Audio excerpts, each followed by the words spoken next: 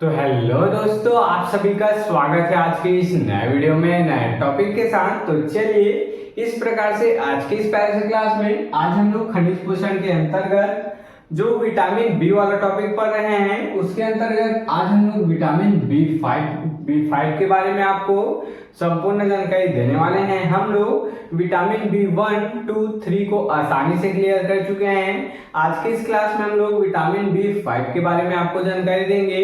चलिए तो बिना किसी समय गवाए इसको समझने का प्रयास करते हैं। तो ध्यान देंगे जो विटामिन बी है वो 8 प्रकार का था। कितना प्रकार का था? 8 प्रकार का। इसको और एक बार लिख लेते हैं। कौन कौन सा?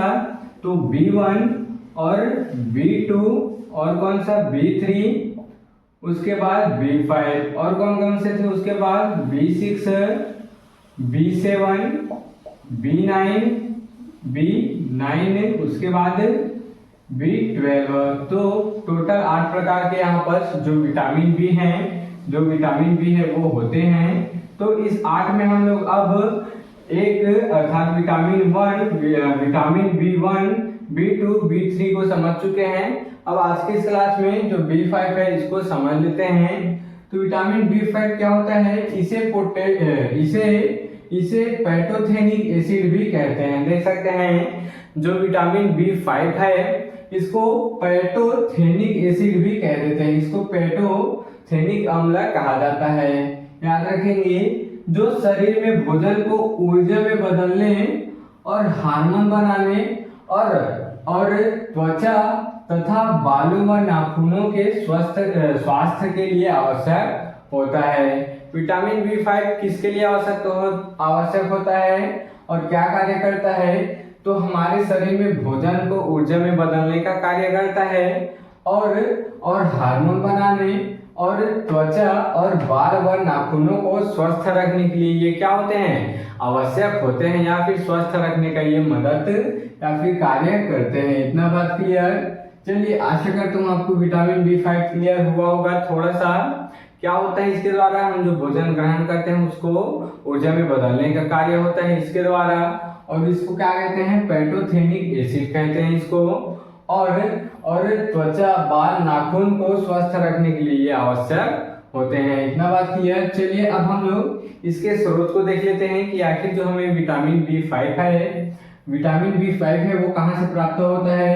तो प्राकृतिक रूप से लगभग सभी खाद्य पदार्थों में पाया जाता है। देख सकते हैं जो नेचुरल रूप से जो उगा हुआ होता है, जैसे कि हरी जो सब्जी हो गया, सब्जी फल वगैरह, तो प्राकृतिक रूप से लगभग सभी खाद्य पदार्थों में यह पाया जाता है। इतना क्लियर है? जिसमें कौन कौन से शामिल है? जैसे कि पशु उत्पाद में मांस, अंडे, दूध हो गया। फल और सब्जी के उत्पाद में जैसे कि केला, संतरा, खजूर हो गया, अमरूद, हरी सब्जियां। इतना क्लियर? ये सब क्या होता है? विटामिन B5 के स्रोत हैं। आगे पढ़ेंगे अनाज और दाल में देख लेते हैं गेहूं, दलिया और सोयाबीन। और अन्य इसके स्रोत में जैसे कि मूंगफली, मेवे और अखरोट। इतना क्लियर? तो आप इसमें से जो भी है 4-5 याद रख लीजिएगा। आपको अगर एग्जाम में पूछ लिया जाए विटामिन B5 के स्रोत तो आप 4-5 याद रख लीजिएगा, उसको आप लिख लीजिएगा। इतना क्लियर? चलिए अब हम लोग इसके कमी से होने वाले रोग को देख लेते हैं। अर्थात विटामिन B5 के अगर कमी हो जाए हमारे शरीर में तो इसके क्या क्या हमको लक्षण दिखाई देते हैं। लक्षण बोले या रोग बोले, बात एक ही है। तो सबसे पहले यहाँ पर थकान और कमजोर महसूस होना। क्या महसूस होना? थकान और कमजोर महसूस होने लगता है। अगर हमारे शरीर में विटामिन B5 की कमी हो जाए तो हमें थकान और कमजोरी महसूस होने लगती है। और सिर दर्द, देख सकते हैं सिर भी दर्द होने लगता है। भूख न लगना, अर्थात हमें भूख कम लगता है। हाथों और पैरों में सुन्नता, देख सकते हैं हाथ और जो पैर हैं वो पूरे तरीके से सुन्न हो जाते हैं, काम करना बंद कर देते हैं। बेचैनी और चिड़चिड़ापन, देख सकते हैं विटामिन B5 की कमी से बेचैनी होती है अंदर और चिड़चिड़ापन भी आने लगता है। पेट में दर्द, सीने में जलन और डायरिया भी हो सकता है, देख सकते हैं। और मतली, उल्टी और त्वचा से जुड़ी समस्याएं भी हो सकती हैं। तो इतने प्रकार के समस्याएं हो सकती हैं किसके कमी से? विटामिन B5 के कमी से। आप इसको और एक बार पढ़ लीजिएगा, नोट कर लीजिएगा। मुख्य इसका जो रोग है वह बाल सफेद होना और मंदबुद्धि होना। बाल इससे क्या होते हैं, विटामिन B5 की ही कमी से बाल सफेद होते हैं। जिसके भी बाल सफेद होते हैं उन्हें इन सब फलों का, इन सब चीजों का जो है सेवन अत्यधिक मात्रा में करना चाहिए। इतना क्लियर, ताकि ये जो विटामिन B5 की जो कमी है वो पूरी हो सके। और मंदबुद्धि होना अर्थात जो माइंड है वो भी कम हो जाता है। इतना क्लियर, मंदबुद्धि हो जाता है।